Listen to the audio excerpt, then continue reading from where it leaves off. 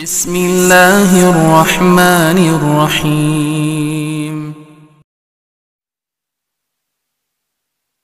Negara maju maupun mereka tidak mempelajari Islam. Sedangkan negara yang mempelajari Islam justru mundur. Sebenarnya di mana letak kesalahannya, Ustaz?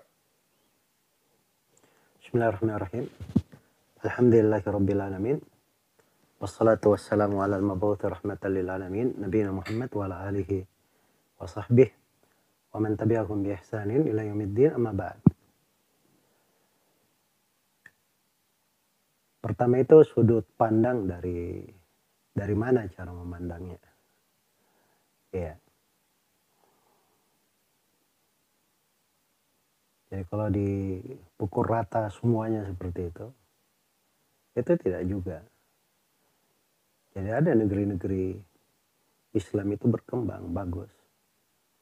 Bahkan sejumlah dari potensi di negeri Islam itu menjadi rujukan sebagian orang-orang yang berada di negeri-negeri non-Muslim.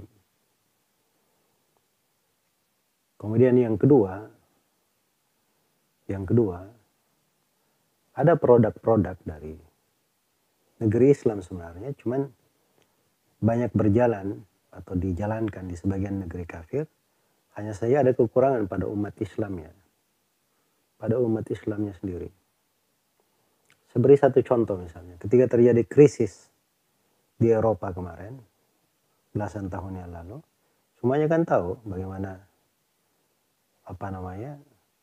banyak dari peneliti ahli ekonomi itu melirik kepada konsep syariat di dalam pengelolaan keuangan dan di dalam perekonomian.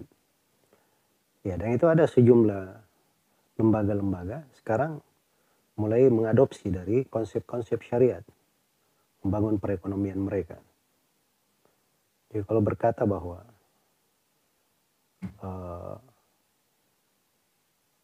kekeliruannya di mana, ya mungkin saja itu kekeliruan terkait dengan umat Islamnya sendiri, kurang di dalam mempelajari agamanya. Dan inilah yang kita sampaikan, dan ini pembahasan-pembahasan yang memang perlu dipelajari.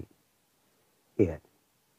Jadi dari sudut kelengkapan syariat, itu pasti dijamin di dalam syariat itu terdapat segala hal yang diperlukan untuk tegaknya sebuah negeri. Iya. Ya bukan artinya di dalam Islam itu dirinci misalnya tentang kedokteran, tentang bagaimana bercocok tanam, peternakan dan sebagainya.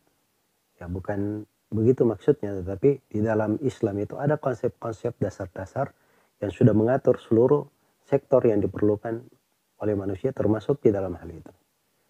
Ya, kalau diberikan kaidah-kaidahnya, dasar pijakannya, bagaimana cara berpikirnya, konsep pengembangannya, maka orang akan berkembang dengan sangat luas ketika menekuni dari bidang tersebut.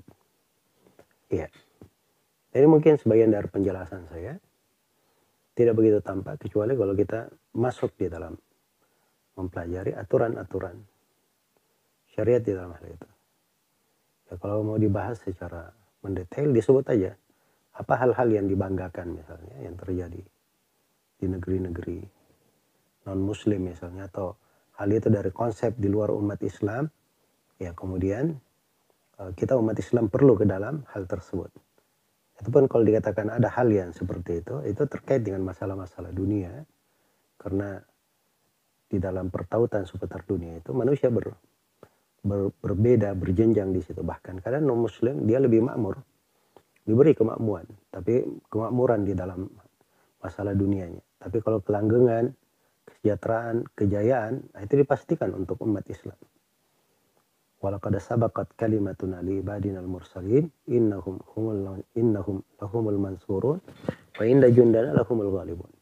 Sudah tetap kalimat kami untuk hamba-hamba kami para rasul, bahwa mereka adalah orang yang selalu dimenangkan, dan tentara-tentara kami mereka lah selalu yang berkuasa. Semoga Allah Subhanahu wa taala memberi taufik kepada semuanya.